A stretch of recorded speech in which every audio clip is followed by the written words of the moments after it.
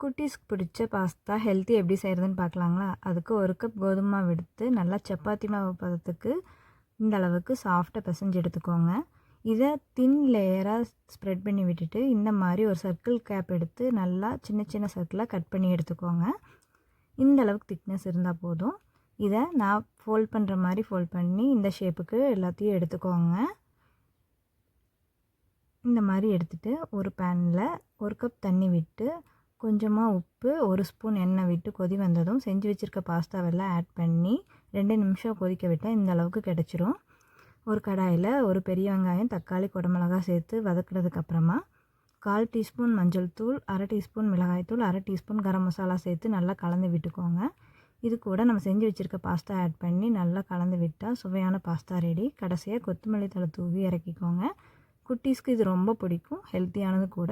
Try பண்ணி பாருங்கள். Thank you.